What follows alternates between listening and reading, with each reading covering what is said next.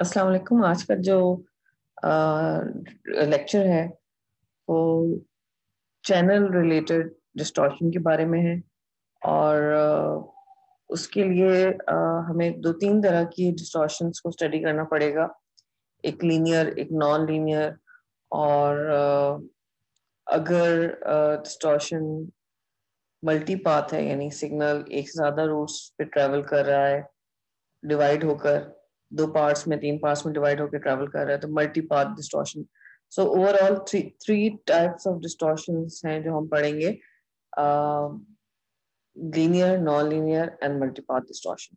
सो ये distortion related recording है।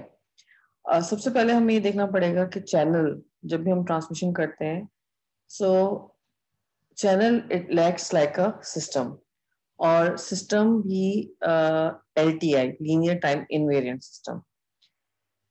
सो LTI systems time domain में जब रिस्पॉन्स देते हैं, पल्स रिस्पॉन्स, तो रिजल्ट में हमें कॉन्वोल्यूशन रिजल्ट आउटपुट हमें YT कॉन्वोल्यूशन के थ्रू मिल रहा होता है। और LTI सिस्टम्स फ्रीक्वेंसी डोमेन में जब रिस्पॉन्स दे रहे होते हैं तो ट्रांसफर फंक्शन के थ्रू हमें आउटपुट पे फ्रीक्वेंसी का रिस्पॉन्स यानी YFF मिल रहा होता है।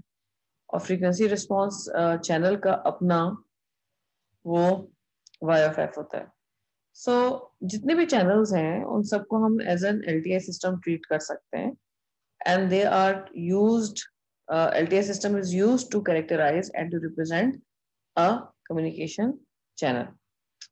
सो कोई भी चैनल, एक तो जितने भी चैनल्स हैं जिनके थ्रू ट्रांसमिशन होती है वो LTI सिस्टम्स होते हैं, और साथ में वो स्टेबल भी होते हैं, यानी you have to have an LTI system which is stable as well. So every channel and any channel can be represented by a stable LTI system. Her LTI system का टाइम डोमेन में impulse response HT होता है। अगर हमने, और HT क्या है? Impulse response है, ये सिस्टम का response to a unit impulse input, इसको हम इम्पल्स रिस्पॉन्स कहते हैं। Excuse me. सो जब हम एक ट्रांसमिशन करते हैं और इनपुट देते हैं चैनल को, यानी चैनल पे उसको ट्रांसमिट करते हैं, the input is XT in time domain and X of F in frequency domain.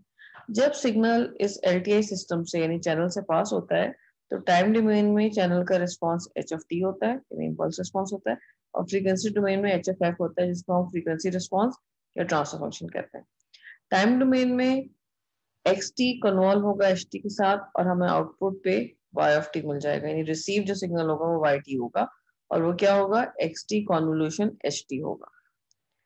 जबकि अगर फ्रीक्वेंसी डोमेन में हम देखें तो जब टाइम डोमेन में कॉन्वोल्यूशन होती है तो फ्रीक्वेंसी डोमेन में प्रोडक्ट होती है। फ्रीक्वेंसी डोमेन में हमें YFF मिल रहा होगा, बराबर होगा HFF into X of F के। सो this is about the channel properties के चैनल एक्ट कैसे कर रहा होता है।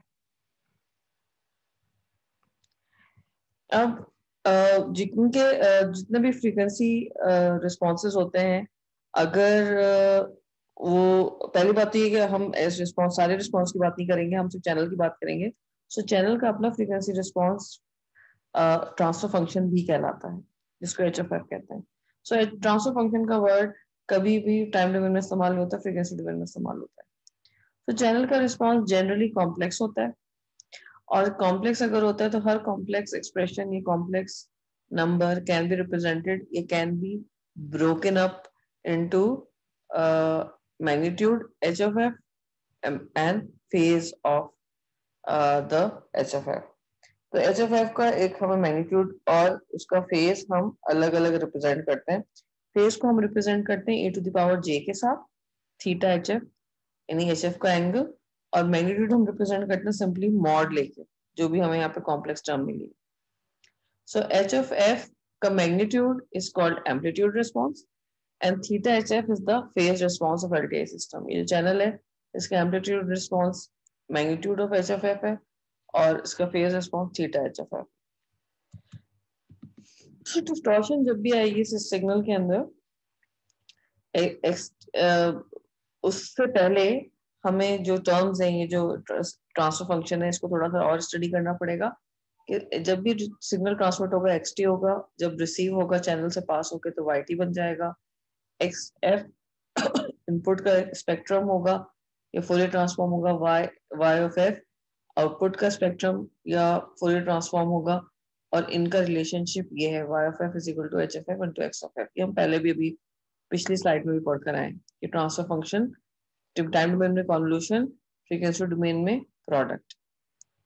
सही है। सो अगर हम इनका मैग्नीट्यूड और फेजेस अलग कर लें, क्योंकि सारे जो रिस्पॉन्सेज हैं, ये जो स्पेक्ट्रम है, ये सारे कॉम्प्लेक्स हैं, तो y ऑफ f भी अपने मैग्नीट्यूड और अपने फेज में ब्रेक अप हो सकता है, h ऑफ f भी अपने मैग्नीट्यूड और फेज में ब्रेकअप हो सकता है, x ऑफ f भी अपने मैग्नीट्यूड और फेज में ब्रेकअप हो सकता है।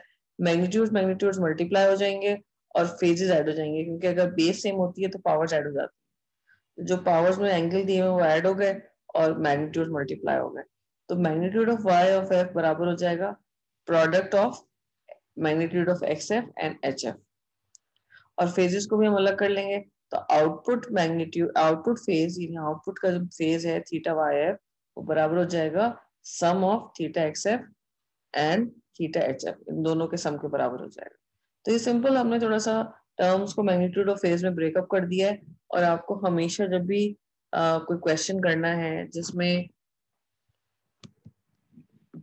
रिस्पॉन्स को स्केच करना है या रिस्पॉन्स को विजुअली इलिस्ट्रेट करना है, तो मैग्नीट्यूड आप हमेशा अलग प्लॉट करते हैं, उसको कैलकुलेट करके, और फेज को अलग प्लॉट करते हैं। सो भेजा, हमने इनपुट पे x ऑफ f भेजा था, amplitude, signal amplitude x of f था, और वो चेंज होके क्या बन गया है, वो बन गया है x of f into h of f। तो हमने सिर्फ इनपुट पे जो स्पेक्ट्रम सेंड किया था, ट्रांसमिट किया था, वो x ऑफ f था, लेकिन मल्टीप्लाई होके जो रिसीवर ने रिसीव किया है वो x of f multiply by h of f का मैग्नीट्यूड। इसी तरह से इनपुट जो फेज हमने सेंड किया था, अब वो क्या बन गया है, theta xf plus theta hf, वो भी चेंज हो गया है। सो input signal is modified by a factor of hf। Input signal में एक hf का फैक्टर आ गया है, xf चेंज होके उसमें hf का फैक्टर इंक्लूड हो गया है, और इसी तरह से जो इनपुट का एंगल था वो भी, उसमें भी एक नया एंगल ऐड हो गया है। सो जो भी हमने इनपुट भेजा था उसका मैग्नीट्यूड ऑफ फेज दोनों चेंज हो चुके हैं, और एच एफ एफ जैसे कि हम कह चुके हैं फ्रीक्वेंसी रिस्पॉन्स होता है। सो जब ये चेंजेस आ गई, मैग्नीट्यूड भी चेंज हो गया और फ्रीक्वेंसी भी चेंज हो गया, सो इससे ओवरऑल ये पता चलता है कि during transmission some components are amplified and some are attenuated. ये जो चेंज आ रहा है इनपुट के एम्पलीट्यूड में और जो फेज में चेंज आया है, रिसीवर ने जो रिसीव किया है उसमें इनपुट के अलावा एच एफ भी है, यानी ट्रांसफर फंक्शन भी इंक्लूड हुआ हुआ है, से फेज में भी ट्रांसफर फंक्शन इंक्लूड हुआ हुआ है। वो क्यों हुआ है, क्यों ये जो चेंजेस आई हैं, इनसे किन पे असर पड़ा है, मैग्नीट्यूड और फेज चेंज होने से इनका असर पड़ा है फ्रीक्वेंसी कंपोनेंट्स के ऊपर। कुछ फ्रीक्वेंसी कंपोनेंट्स एम्पलीफाई हो गए हैं और कुछ फ्रीक्वेंसी कंपोनेंट्स अटेन्यूएट हो गए हैं चैनल की वजह से। तो चैनल ने मैग्नीट्यूड और फेज को अलग किया, चेंज कर दिया, so output will be different from input. सबसे पहले हम देखेंगे कि डिस्टॉर्शन नहीं हो रही है, डिस्टॉर्शन नहीं हो रही है तो आइडियल ट्रांसमिशन है, और ये एक्चुअली होती नहीं है, लेकिन सबसे पहले हम अज्यूम करते हैं कि आइडियल ट्रांसमिशन हो रही है, और जो ट्रांसमिट किया है वो, उसमें कोई फ्रीक्वेंसी ना चेंज हो रही है, ना कोई फेज चेंज हो रहा है, ना कोई मैग्नीट्यूड चेंज हो रहा है। Such a transmission is called distortionless transmission.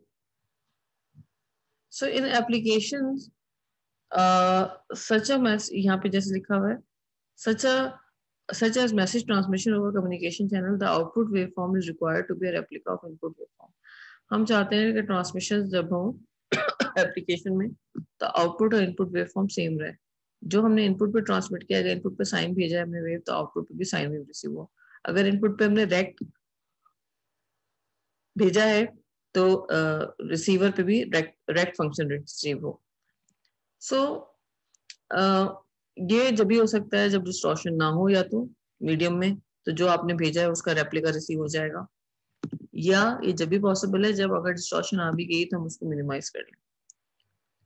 So it means कि आइडियल सिचुएशन में हम चाहते हैं कि किसी भी तरह से डिस्टॉर्शन खत्म हो जाए और उस इनपुट पे कोई असर ना पड़े।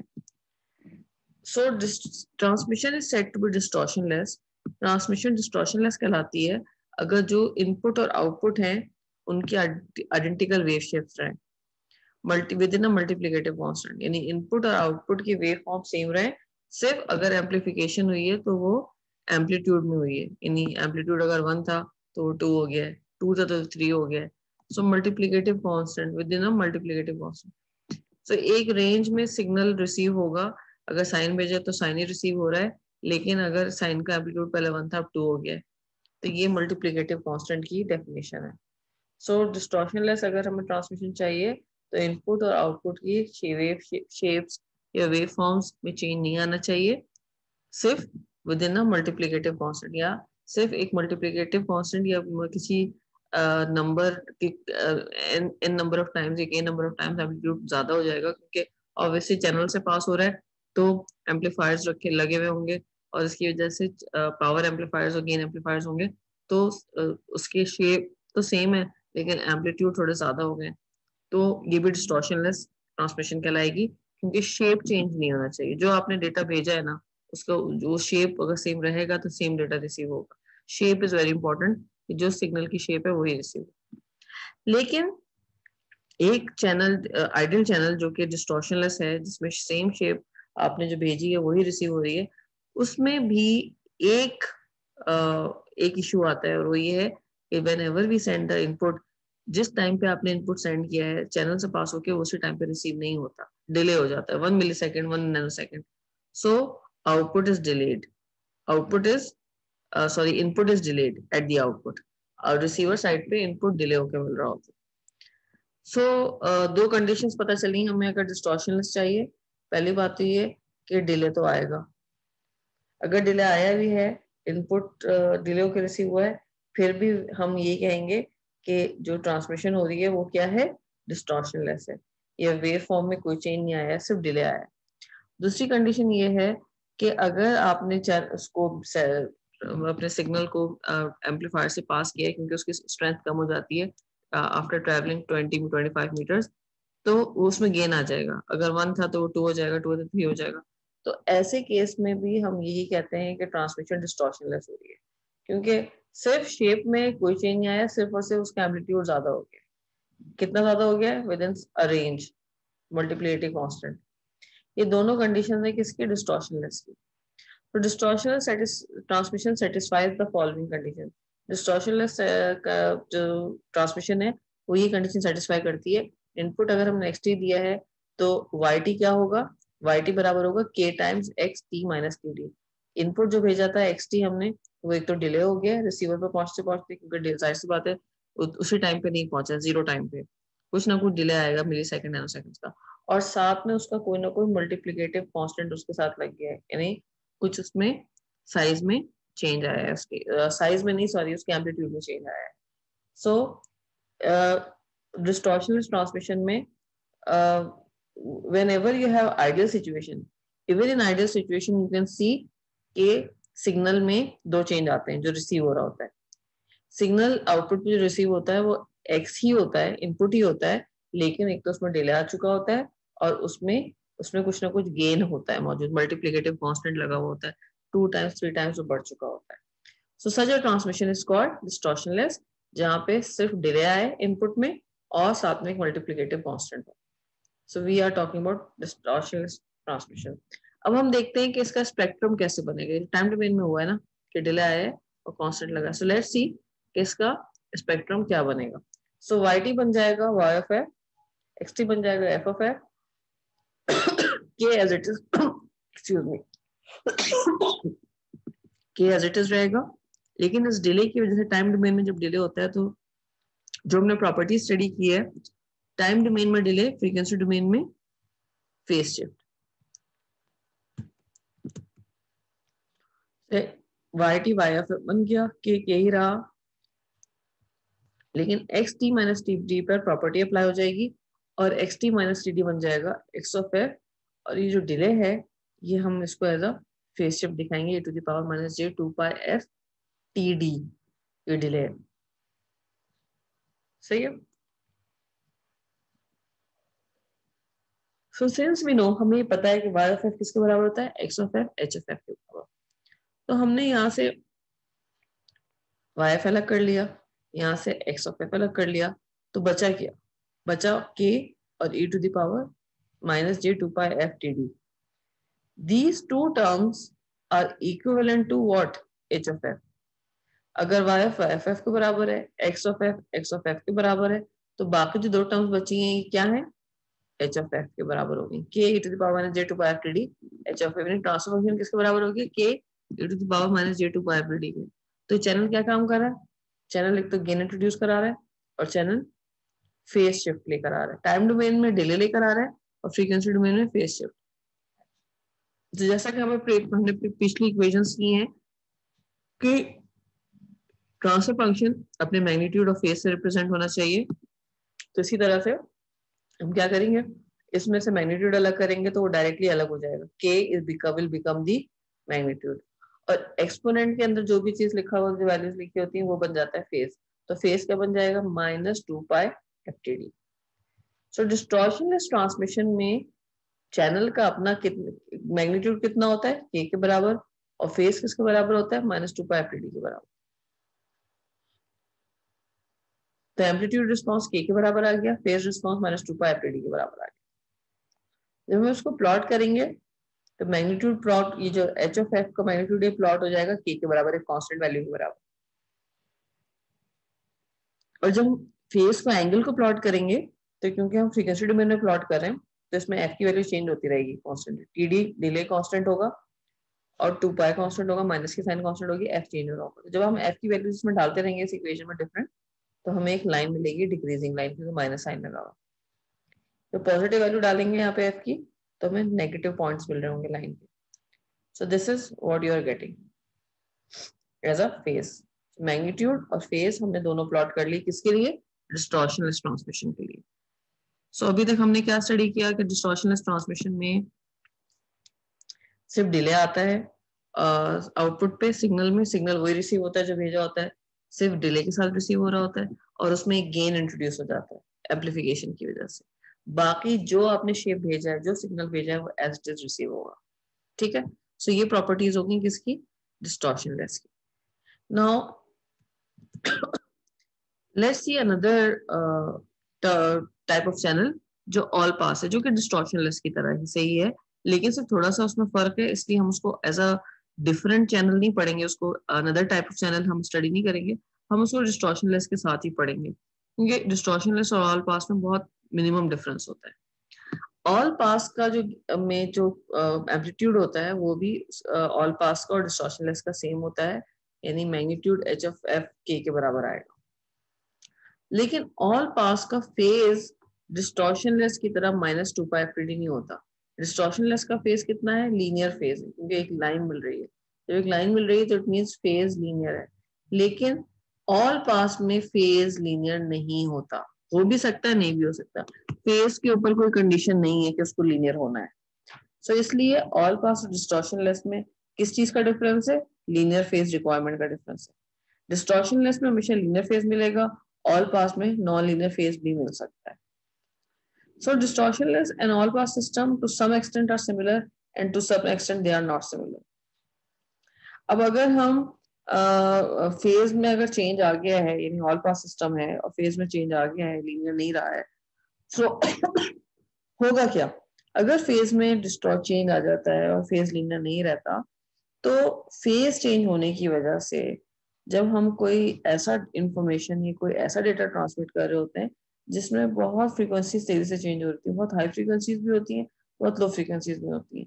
ज्यादातर ऐसा डेटा म्यूजिक में होता है, रिकॉर्डेड म्यूजिक सिग्नल्स होते हैं जिनमें फ्रीक्वेंसीज बहुत तेजी से हाई फ्रीक्वेंसी चेंज हो रही होती है. ऐसे सिग्नल में फेज चेंज होने का इम्पैक्ट ज्यादा होता है, क्योंकि फ्रीक्वेंसीज बहुत तेजी से लो हाई हो रही है, तो उनका फेज भी अगर उसमें डिस्टॉर्शन आ गई है और वो लीनियर नहीं रहा है ऑल पास फिल्टर चैनल की वजह से, तो फिर रिसीवर साइड पे सारे फ्रीक्वेंसी कॉम्पोनेंट्स, क्योंकि हम पहले ही डिस्कस कर चुके हैं हर सिग्नल के बहुत सारे फ्रीक्वेंसी कॉम्पोनेंट्स होते हैं, तो ऐसा म्यूजिक सिग्नल जिसमें बहुत सारी मल्टीपल हाई और लो फ्रीक्वेंसीज हैं, उनको जब रिसीवर रिसीव करेगा और अगर फेज डिस्टॉर्शन आ गई है तो signal as a whole receive नहीं हो पाएगा, आउट ऑफ सिंक होगा सिग्नल. कुछ कंपोनेंट्स उसके पहले पहुंच जाएंगे, कुछ कंपोनेंट्स में डिले आ जाएगा। हाई फ्रीक्वेंसी के अंदर एक्स्ट्रा डिले आ जाएगा। हाई फ्रीक्वेंसी कंपोनेंट्स में नॉन लीनियर जो बहुत तेजी से चेंज हो रही है फ्रीक्वेंसी, वो फेस के साथ कोप अप नहीं कर पा रही होगी। सो इसलिए हाई फ्रीक्वेंसी कंपोनेंट्स में एक्स्ट्रा डिले आ जाएगा, फेस चेंज होगा, और फेस चेंज होके वो फ्रीक्वेंसी कंपोनेंट्स लेट हो जाएंगे, डिले डिलीवर होंगे रिसीवर पे। इसलिए जो म्यूजिक वहां भेजा गया था वो आउट ऑफ सिंक हो जाएगा। तो ऐसे केसेस बहुत कम होते हैं। सो जनरली अगर आप फोन के ऊपर आप कोई या आप कोई रिसीव कर रहे हैं डेटा जिसमें फेज में चेंज आया हुआ है, तो आपके कानों को पता नहीं चलता, क्योंकि फेज चेंज बहुत मिली सेकेंड्स या बहुत ही कम टाइम के लिए आ रहा होता है, और जनरली एयर यानी कान हमारा उसको डिटेक्ट नहीं कर पा रहा होता। सो जब भी फेज में चेंज आएगा, तो फेज का चेंज की वजह से क्या होगा, ट्रांसमिशन में डिले आएगा। ये सबसे बड़ी बात होती है, फेज चेंज की वजह से ट्रांसमिशन डिले हो जाती है। कहने को तो लगता है कि जैसे टाइम में ही डिले आएगा तो डिले होता है, नो। टाइम में अगर डिले आ रहा है, लेकिन अगर फ्रीक्वेंसी डोमेन में फेज में नॉन लीनियर डिस्टॉर्शन आ गई है, तो उसकी वजह से भी रिसीवर साइड पे कुछ फ्रीक्वेंसी कंपोनेंट्स लेट पहुंचते हैं और सिग्नल सिंक नहीं रहता, सारे फ्रीक्वेंसी कंपोनेंट एक साथ नहीं आ पाते। सो अगर मैग्नीट्यूड में चेंज नहीं भी है, लेकिन सिर्फ डिले की वजह से बहुत बड़ा फर्क पड़ता है, और फेस चेंज होने की वजह से सॉरी बहुत बड़ा फर्क पड़ता है, और कुछ कंपोनेंट्स में हाई फ्रीक्वेंसी कंपोनेंट्स में एक्स्ट्रा डिले आ जाता है। सो इट मींस कि ये किस वजह से हुआ है, ये ऑल पास फिल्टर की वजह से हुआ है। एक्स्ट्रा डिले आया है नॉन लीनियर फेज में की वजह से। ये किसकी प्रॉपर्टी है, ऑल पास चैनल या ऑल पास सिस्टम या ऑल पास फिल्टर की प्रॉपर्टी है। क्योंकि चैनल भी एज अ फिल्टर ही एक्ट हो रहा है, इसलिए आप उसको ऑल पास चैनल भी कह सकते हैं, आप उसको ऑल पास फिल्टर भी कह सकते हैं। तो the channel itself is acting like a filter, क्योंकि कुछ फ्रीक्वेंसीज को वो अलाउ करता है, कुछ को ब्लॉक करता है, तो हम उसको भी एज अ फिल्टर ट्रीट कर सकते हैं। सो डिस्टॉर्शनलेस सिस्टम अगर हमें चाहिए, एनी कहीं कोई सा भी चैनल हो, अगर हमें डिस्टॉर्शनलेस सिस्टम चाहिए, तो थीटा या फेस हमेशा क्या होना चाहिए, लीनियर होना चाहिए, -2π होना चाहिए। सारे फ्रीक्वेंसी कंपोनेंट्स में लीनियरली चेंज आना चाहिए फेस का। अगर लीनियर फेज आएगा, चेंज आएगा, तो रिसीवर पे हमें सिंक होकर सिग्नल मिलेगा। और लीनियर फेज चेक करने की कंडीशन क्या है, TDX should be equal to -1/2π d theta over df। हम फेस का डेरिवेटिव लेंगे और उसको -1/2π के साथ मल्टीप्लाई करेंगे। अगर फेज लीनियर है तो डेरिवेटिव लेने के बाद हमें सिर्फ और सिर्फ -2π मिलेगा, और -2π -1/2π के साथ कैंसिल हो जाएगा, और हमें जवाब में सिर्फ TD यानी एक कांस्टेंट वैल्यू मिल जाएगी अगर फेज लीनियर है। तो डिस्टॉर्शनलेस सिस्टम के लिए जो कंडीशन है वो ये है कि फेज को लीनियर होना चाहिए, थीटा को -2π के बराबर होना चाहिए, और वो हम चेक कैसे करते हैं, हम थीटा एच का फूरियर ट्रांसफॉर्म ले लेते हैं और मल्टीप्लाई कर देते हैं -1/2π के साथ। अगर एक नंबर मिलता है, हमें एक कांस्टेंट वैल्यू मिलती है, तो इट मींस फेज लीनियर था। ये कंडीशन है डिस्टॉर्शनलेस सिस्टम की। चाहे आप ऑल पास सिस्टम यूज करें या distortionless, we have to satisfy this condition for distortionless transmission. और मैंने अभी आपको डिफरेंस बता दिया, ऑल पास और डिस्टॉर्शनलेस में डिफरेंस सिर्फ फेज का होता है कि ऑल पास सिस्टम या all pass channel non linear phase भी ट्रांसमिट कर देता है, या sometimes non linear phase introduce करा देता है चैनल के अंदर। ज्यादा बेटर अप्रोप्रिएट वर्ड ये है, स्टेटमेंट ये है। सो ऑल पास चैनल क्योंकि नॉन लीनियर फेज इंट्रोड्यूस करा देता है समटाइम्स, इसलिए वो डिस्टॉर्शनलेस से फर्क हो गया। नॉट ऑलवेज बट समटाइम्स, ठीक है। सो दोनों में कुछ सिमिलैरिटी भी है, और नॉन लीनियर फेज इंट्रोड्यूस होने की वजह से दोनों में डिफरेंस भी आ गया, ऑल पास में और डिस्टॉर्शनलेस में। सो ह्यूमन ईयर, कान मैंने आपको बताया कि वो ज्यादातर अगर आवाज में कुछ थोड़ा एम्पलीट्यूड में कम ज्यादा होगा तो आप फौरन उसको, human ear can readily sense it, but insensitive to phase distortion. अगर किसी कंपोनेंट में थोड़ा सा डिले आ भी गया है तो फेस डिस्टॉर्शन जनरली पता नहीं चलती है, क्योंकि अगर अब म्यूजिक आउट ऑफ सिंक भी हुआ है तो इतना मिली सेकेंड या नैनो सेकेंड के लिए हो रहा होता है out of sync due to phase distortion कि आपके कान सेंस नहीं कर पाता। लेकिन अगर एम्पलीट्यूड में चेंज आता है तो human ear can sense the distortion in amplitude. So audio में each spoken syllable can be considered an individual signal. और फेस डिस्टॉर्शन को हमें सेंस करने के लिए डिले बहुत बड़ा आना चाहिए. अगर डिले बहुत बड़ा आएगा, कंपोनेंट्स बहुत ज्यादा डिले होंगे, जब भी हमें हमारे कान फेस डिस्टॉर्शन सेंस कर पाएंगे. अदरवाइज अगर डिले वेरिएशन नहीं होगी डिले में बहुत ज्यादा, तो हमें पता भी नहीं चलेगा और वो out of sync signal will not be detected. So audio systems may have non-linear phases. Audio systems ऐसे हो सकते हैं चैनल्स जिनमें non-linear phase जिनकी वजह से इंट्रोड्यूस हो जाए, लेकिन that is not an issue for audio systems, क्योंकि वो डिस्टॉर्शन अगर इंट्रोड्यूस हो भी रही है non-linear, तो वो इतनी थोड़ी देर के लिए होती है, millisecond, fraction of millisecond होती है, इट्स वेरी स्मॉल. सो वो चेंजेस हमें जनरली ऑडियो सिस्टम में अगर फेज चेंज आता भी है तो हमें पता नहीं चलता. इसीलिए आपने देखा होगा जो सिस्टम्स आते हैं, ऑडियो सिस्टम जो होम थिएटर्स या ऑडियो सिस्टम्स आते हैं, उनमें सिर्फ मैग्नीट्यूड दिया होता है, एम्पलीट्यूड रिस्पॉन्स दिया हुआ होता है, क्योंकि वही इंपॉर्टेंट है. फेस डिस्टॉर्शन या face response is not important, वो लीनियर है ना हो, your ears will not detect, इतने ज्यादा सेंसिटिव नहीं होते. लेकिन जब हम वीडियोस देखते हैं तो जो ह्यूमन आई है वो ज्यादा सेंसिटिव है फेस डिस्टॉर्शन में, क्योंकि जो भी सिंक जब आप देख रहे हैं और अगर एक पिक्चर का एक कोने में भी हल्की सी कोई डिस्टॉर्शन यानी कोई चेंज आया है तो हम उसको फौरन डिटेक्ट कर लेते हैं. जो आप डिटेक्ट कर रहे होते हैं वो फेस डिस्टॉर्शन है. अगर कलर में चेंज आया है वीडियो जो पिक्चर है उसकी, तो आपको पता नहीं चलेगी इतनी चेंज अगर हल्का फुल्का चेंज आया है. सो एम्पलीट्यूड डिस्टॉर्शन में जब चेंज आता है तो आंखें इसको सेंस नहीं कर पाती हैं, जो एम्पलीट्यूड डिस्टॉर्शन की वजह से कलर की इंटेंसिटी कम ज्यादा होती है. लेकिन अगर फेस डिस्टॉर्शन में किसी पिक्सल खराब हो गया है, उसका उसका ओवरऑल जो इंफॉर्मेशन है वो चेंज हो गई है, वो आप फौरन पता चला लेंगे. वो उसकी वजह से जो स्मेयर्ड पिक्चर है या खराब पिक्चर है वो आपको फौरन पता चल जाएगी. और human eye is more sensitive to phase distortion. Digital communication में डिस्टॉर्शन कैसे आती है? डिजिटल कम्युनिकेशन में पल्स डिस्पर्शन होती है, क्योंकि डिजिटल कम्युनिकेशन में पल्सेस ट्रांसमिट होती है. तो अगर पल्स को किसी एक टाइम में A, B टाइम में ट्रांसमिट होना था और वो A, B टाइम से ज्यादा ट्रांसमिट हो रही है टाइम में, तो इट मीन्स कि पल्स स्प्रेड आउट हो गई है, स्प्रेड आउट, ये डिस्पर्स हो गई है. और डिजिटल कम्युनिकेशन में जब पल्स स्प्रेड आउट हो जाती है या अपने टाइम ड्यूरेशन से ज्यादा उसका टाइम हो जाता है, तो उसकी वजह से क्या होता है, डिजिटल कम्युनिकेशन में डिस्टॉर्शन आ जाती है. सो अभी हमने क्या पढ़ा, हमने अभी पढ़ा कि ऑल पास और डिस्टॉर्शनलेस सिस्टम में क्या डिफरेंस है दोनों में. सिर्फ नॉन लीनियर फेज एक में नॉन लीनियर फेज आ सकता है, मतलब आ भी सकता है, नहीं भी. All pass system actually phase के ऊपर कोई कंडीशन अप्लाई नहीं करता. All pass system whatever phase is there it will allow. अगर नॉन लीनियर फेज आ गया है तो उसको भी अलाउ कर देता है, लीनियर को भी. डिस्टॉर्शनलेस में फेज भी लीनियर है और मैग्नीट्यूड भी कांस्टेंट है.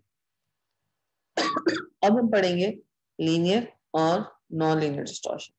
सो लीनियर और नॉन लीनियर डिस्टॉर्शन में सबसे पहले जो हम डिस्टॉर्शन, ये जो हम लीनियर और नॉन लीनियर डिस्टॉर्शन पढ़ रहे हैं, ये हम एनालॉग सिस्टम्स के एनालॉग सिग्नल्स के लिए नहीं पढ़ सकते, क्योंकि एनालॉग सिग्नल्स मैथमेटिकली रिप्रेजेंट करना हर सिग्नल को पॉसिबल नहीं है.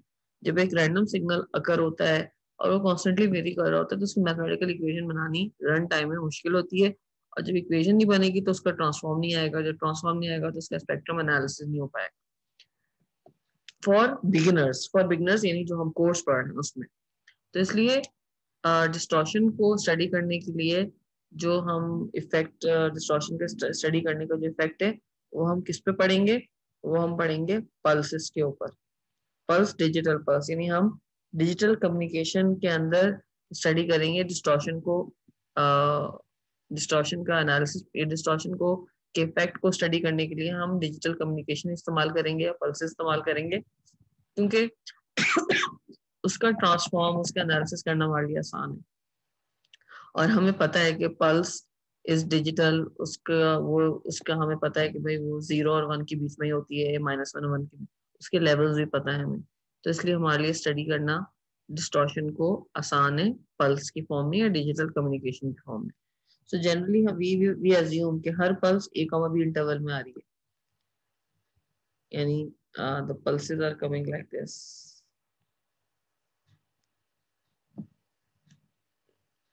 सॉरी इसकी एम्पलीट्यूड ज्यादा हो गया, this is constantly coming like this, ठीक है।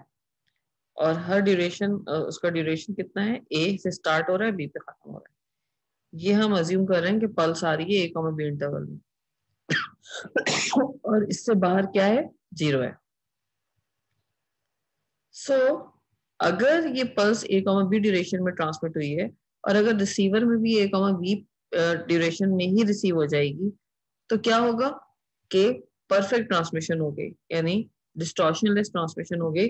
और जो शेप हमने भेजा था, जिस तरह का शेप भेजा था, जिस ड्यूरेशन में हमने भेजा था, उतनी ही ड्यूरेशन में रिसीव हो गई, ए कॉमा बी इंटरवल में ही रिसीव हो गई। तो मैग्नीट्यूड भी उसका सही रहा, मैग्नीट्यूड भी उसका चेंज नहीं हुआ और फेज में भी डिस्टॉर्शन नहीं आई। सही है, ये तो हो गया डिस्टॉर्शनलेस ट्रांसमिशन। अगर ए कॉमा बी इंटरवल में रिसीव नहीं हो पा रही है और इसका इंटरवल ए कॉमा बी से थोड़ा ज्यादा हो गया है, मतलब ये थोड़ा सा स्प्रेड हो गई है, तो क्या होगा कि ये स्प्रेड होके जो नेबरिंग पल्सेस हैं उनके साथ इंटरफेयर करेगी। एक तो इसकी अपनी शेप थोड़ी चेंज हो गई, रिसीवर साइड पे चेंज हो जाएगी क्योंकि स्प्रेड हो गई है, और फिर ये नेबरिंग पल्सेस के साथ भी इंटरफेयर करेगी। So this will called linear distortion. अगर ये अपने ड्यूरेशन से डिस्पर्स हो जाती है, बाहर स्प्रेड हो जाती है, और उस केस में डिस्टॉर्शनलेस कम्युनिकेशन नहीं रहेगी, क्योंकि डिस्टॉर्शनलेस कम्युनिकेशन में क्या होता है, मैग्नीट्यूड मैग्नीट्यूड के होता है और फेज क्या होता है, लीनियर होता है, 2π/dy होता है, -2π/dy। सो लीनियर डिस्टॉर्शन में जब डिस्पर्जन हो गई तो फिर डिस्टॉर्शनलेस कम्युनिकेशन, डिस्टॉर्शनलेस चैनल नहीं होगा, बल्कि इस डायरेक्शन से हमें बाहर कम्युनिकेशन, इस चैनल से हमें बाहर स्प्रेड होकर इंटरफेयर करेगा नेबरिंग चैनल्स के साथ, नेबरिंग पल्सेस के साथ।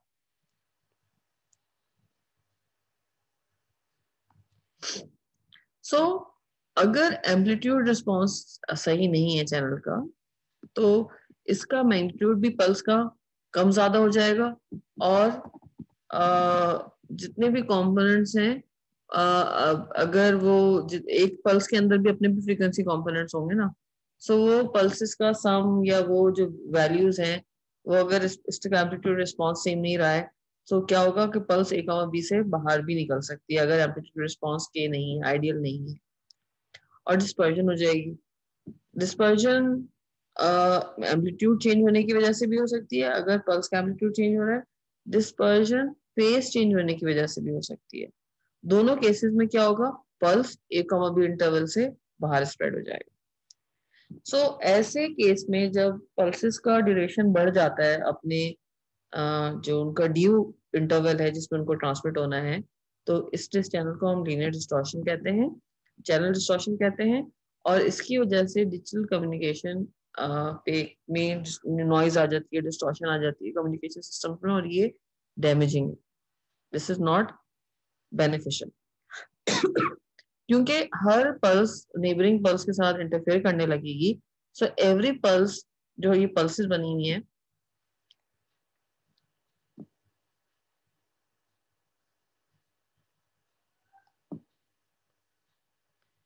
ये क्या होंगे, स्प्रेड होके अपने नेबर्स के साथ इंटरफेयर करेंगे। Every pulse is called a symbol. Pulses को सिंबल भी कहा जाता है, मतलब this is one symbol, this is another symbol, ये सारे पल्सेस आर सिंबल्स। सो क्योंकि आपस में इंटरफेयर करेंगे, स्प्रेड हो जाएंगे अपने इंटरवल से बाहर, सो इसकी वजह से जो इंटरफेरेंस होती है उसे ISI, इंटर सिंबल इंटरफेरेंस कहते हैं। सारे जो सिंबल्स होते हैं वो स्प्रेड हो जाते हैं और एक दूसरे पे ओवरलैप कर लेते हैं और अपने टाइम ड्यूरेशन से ज्यादा वाइड हो जाते हैं।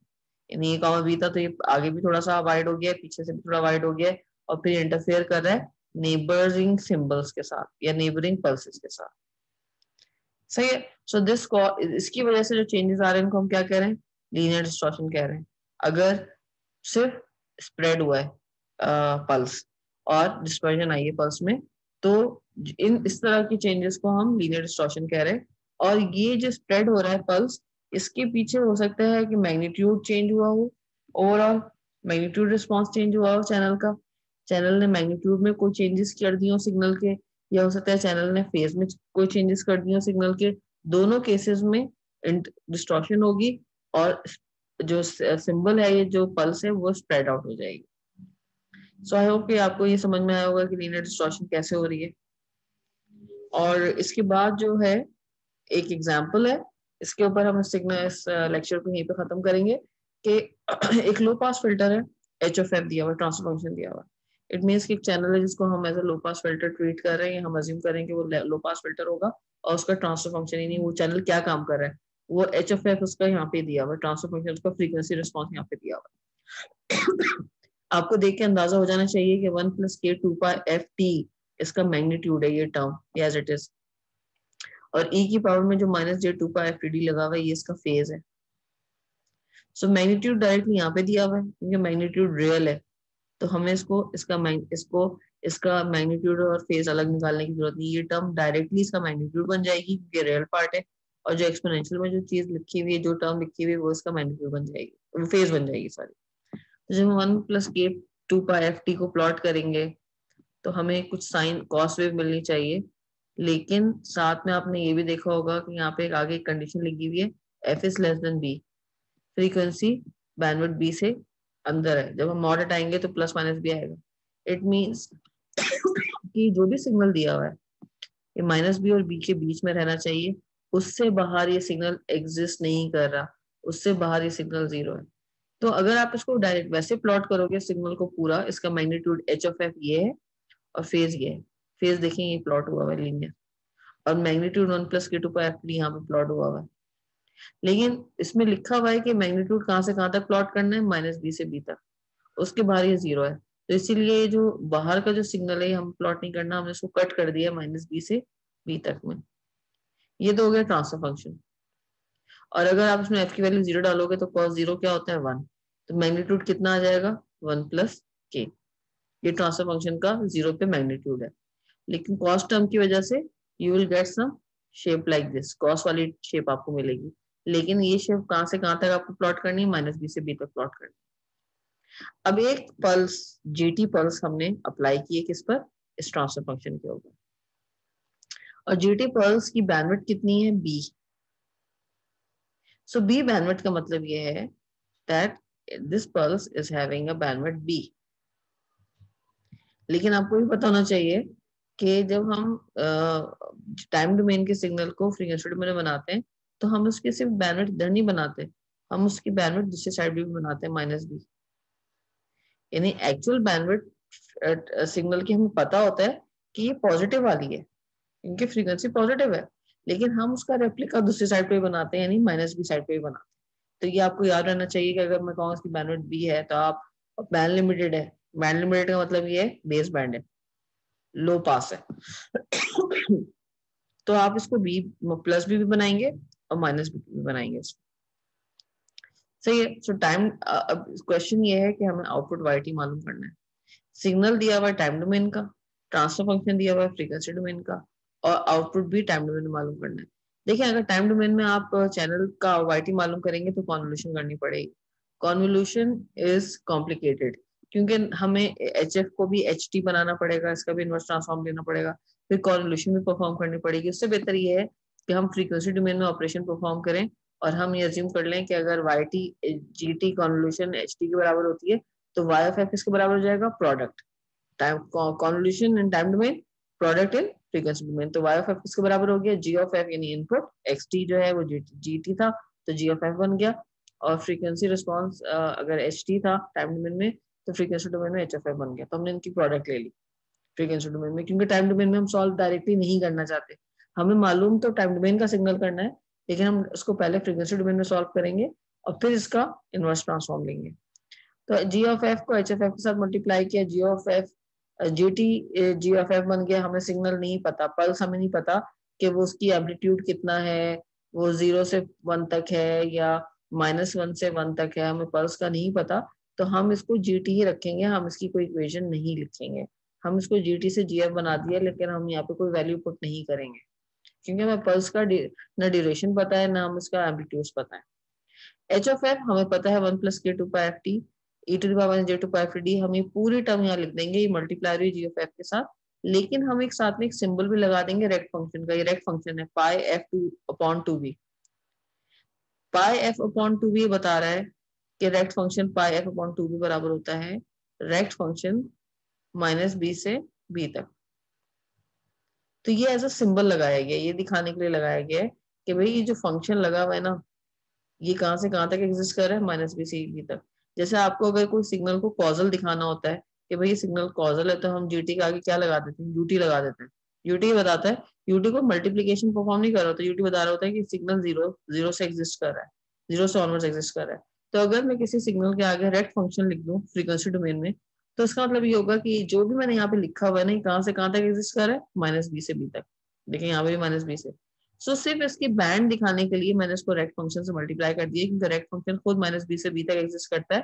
तो जब मैं ये फंक्शन किसी एक्सप्रेशन के किसी सिग्नल के आगे लगाऊंगी रेक्ट फंक्शन को, तो इसका मतलब ये होगा कि मैं ये दिखाना चाह रही हूँ कि जो सिग्नल है ये एक्चुअली इस माइनस बी से बी तक एग्जिस्ट कर रहा है। So this is only to represent, इसको मल्टीप्लाई नहीं करना। सो जब हम जी एफ को 1 के साथ मल्टीप्लाई करेंगे, जी ऑफ एफ आ जाएगा और साथ में ये एक्सपोनेंशियल की टर्म भी आ जाएगी, प्लस फिर जी ऑफ एफ को हम के के साथ मल्टीप्लाई करेंगे और कॉस के साथ e to power minus j to power ft D आ जाएगा। सो ये टर्म्स भी आ जाएंगी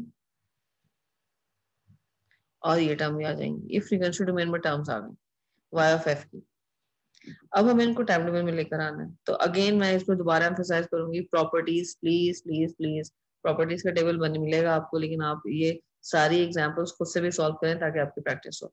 तो फ्रीक्वेंसी डोमेन में अगर फेज शिफ्ट है तो टाइम डोमेन में क्या आ जाएगा, जी ऑफ एफ जी टी बन जाएगा, लेकिन फ्रीक्वेंसी डोमेन में डिले आ जाएगा, टाइम डोमेन में डिले आ जाएगा। Phase shift in frequency domain, delay in time domain.